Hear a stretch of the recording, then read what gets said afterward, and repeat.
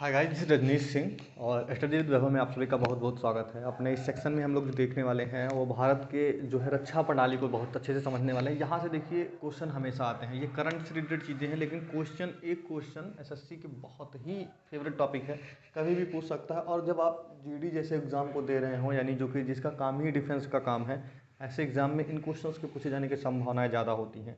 तो हम लोग इसको शुरू करते हैं। सबसे पहले देखते हैं कि कौन सा क्या है। यहाँ नौ लिखे गए हैं, नौ को आप अगर समझ लेते हैं तो आप एक नंबर का काम 100% होने की संभावनाएं हैं। जरूरी नहीं आ जाए, लेकिन आने की संभावनाएं रहती हैं।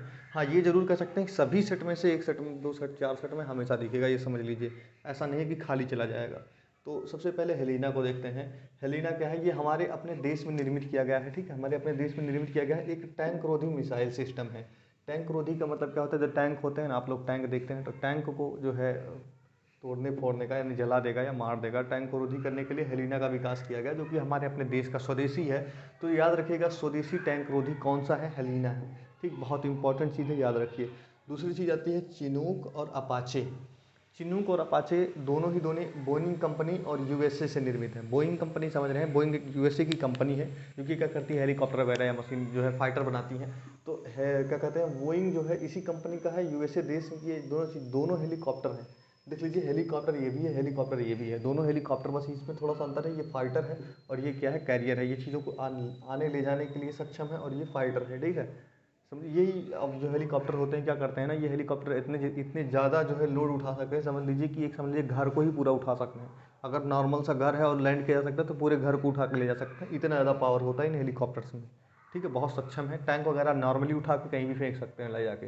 तो ये समझ लीजिएगा कौन सी कंपनी है, बोइंग कंपनी है, चिनूक और अपाचे की। और कौन, ये नहीं पूछेगा, सबसे ज़्यादा इंपॉर्टेंट है कि ये किस देश से लिए गए हैं।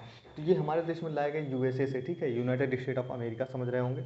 अब देखिए बराक 8, ये क्या है, तो बराक 8 को डीआरडीओ प्लस इजराइल, दो लोगों ने दो, मतलब इजराइल तो जान रहे हैं, इजराइल देश है, और डीआरडीओ हमारे यहाँ का एक डिफेंस रिसर्च ऑर्गेनाइजेशन सेंटर है, डिफेंस की चीज़ों को विकसित करता है। इसने क्या किया, दोनों ने मिलकर सरफेस टू एयर एक मिसाइल का निर्माण किया, जिसको नाम क्या दिया गया, बराक 8।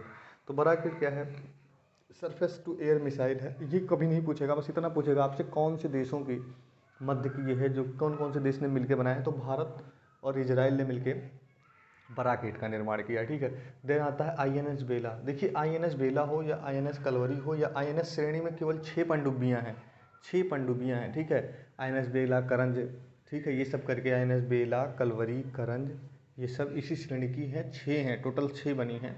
और इसमें से आपसे पूछेगा कि आईएनएस बेला जो है ये कहाँ से आई, ये फ्रांस से है, फ्रांस की सहायता थोड़ा बहुत लिया गया इसमें। और स्कॉर्पियन श्रेणी की ये पनडुब्बी है। और आईएनएस कलवरी जो है ये कहाँ से, ये भी वही सेम है, और ये भी स्कॉर्पियन श्रेणी की पनडुब्बी है। स्कॉर्पियन श्रेणी में कितनी पनडुब्बी भारत में बन रही है, वो 06 बन रही। अब देखिए, आईएनएस क्या होता है, इंडियन नेवल सिस्टम है। ठीक है, भारतीय जो है नाविक नाविक जो नेवी है, आप समझ रहे होंगे ना, नेवी के सिस्टम से आईएनएस लगाया जाता है। आईएनएस जैसे आईएनएस विक्रांत आ गया अभी। ठीक है, आईएनएस राजपूत था, आईएनएस, तो आईएनएस एक फॉर्म है कि ये नेवी में काम कर रहा है, नेवी में सेवारत है।